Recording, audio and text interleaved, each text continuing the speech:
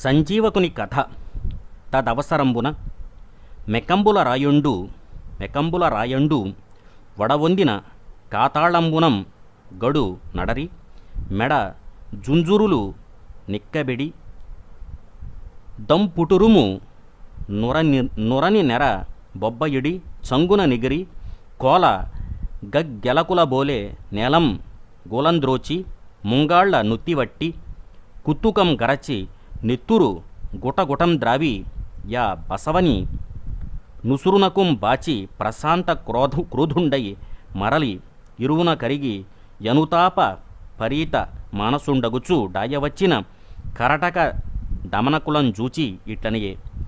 కరటక ఎంత దారుణ కర్మంబు గావించితిని, భరణ రక్షణంబులం ప్రకృతి రంజనంబు గావించువానికిం జెల్లుంగాని నాకు రాజనామంబు గాల్పని దూరము విచారింపక సంజీవకుని జంపుకుంటిని.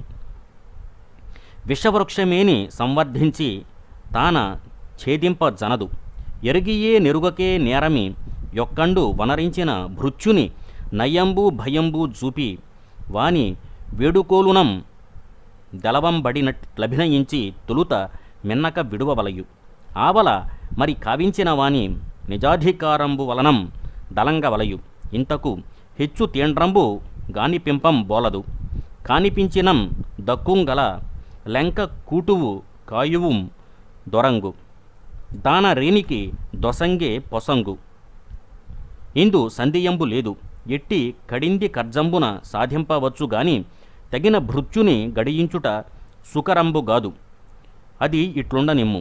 లోకంబునందు గలకాలంబు దుర్వారంబైన దుర్యసంబు దెచ్చుకొంటి, నింకేమి చేయుదునని మిన్నక క్రిందు చూచుచుండే.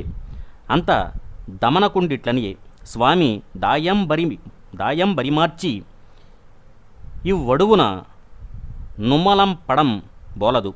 రేడు తన నెరగు పరుపం గడంగువాని నేని నొప్పరికింపక దోరింప వలయునని పాడి నెరిగిన గరువలు పలుకుదురు. నేరమిం వనరించిన వార్యం దోరిమి తాపసులకుం గాని భూపాలురకుం జనదు. రాజ్య లోభంబు వలనం గాని స్వామి పదంబుం గోరువానికి వధంబు దక్క దండంబు లేదు. ఈ అర్థంబు సర్వసమ్మతంబు నా విని పింగళకుండు సంతుష్టుం